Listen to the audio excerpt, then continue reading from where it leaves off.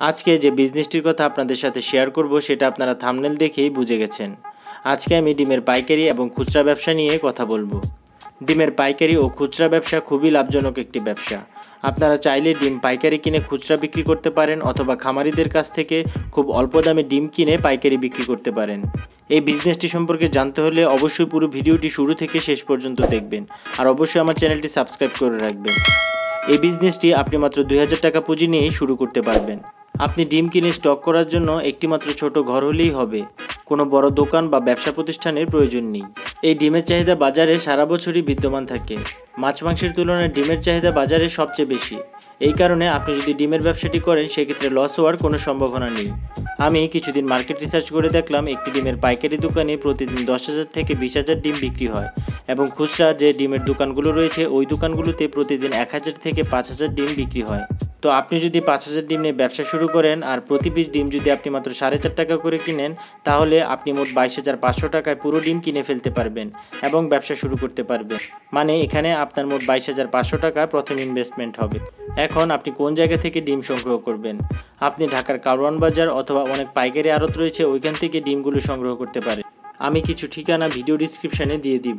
আবার আপনি যদি চান একটু কম দামে ডিম কিনতে, তাহলে আপনার এলাকার স্থানীয় খামারিদের কাছ থেকেও কিনতে পারেন। যারা ইন্ডিয়া থেকে ভিডিওটি দেখছেন তাদের জন্য কিছু পাইকারি ডিম বিক্রেতা এবং খামারিদের নাম্বার ভিডিও ডিসক্রিপশানে দিয়ে দিব। আপনারা চাইলে ওইখান থেকে তাদের সাথে যোগাযোগ করতে পারেন। এখন আপনি যদি খুচরো ডিম বিক্রি করেন তাহলে প্রতি পিস ডিম থেকে আপনি 3 থেকে 4 টাকা করে লাভ করতে পারবেন। মানে আপনি যদি প্রতিদিন 1000 পিস ডিম বিক্রি করতে পারেন তাহলে আপনার 3 থেকে 4,000 টাকা লাভ থাকবে। আর আপনি যদি পাইকারি বিক্রি করেন তাহলে প্রতি পিস ডিম থেকে আপনি 1 থেকে 1.5 টাকা করে লাভ করতে পারবেন। এবার আসি আনুষঙ্গিক খরচ এবং ডিম পরিবহনের কিছু কথা নিয়ে। আপনি যখন ডিম কিনে নিয়ে আসবেন তখন কিছু ডিম ভেঙে যাবে, আবার কিছু ডিম নষ্ট হয়ে যাবে। সেক্ষেত্রে ওই ডিমগুলোকে আপনাকে কম দামে বিক্রি করতে হবে, আবার কিছু ডিম আপনাকে ফেলেও দিতে হতে পারে। ধরুন আপনি 1000 পিস ডিম বিক্রি করে লাভ করলেন 3000 টাকা, আবার 1000 পিস ডিমের মধ্যে 100 পিস ডিম আপনার খারাপ বের হলো।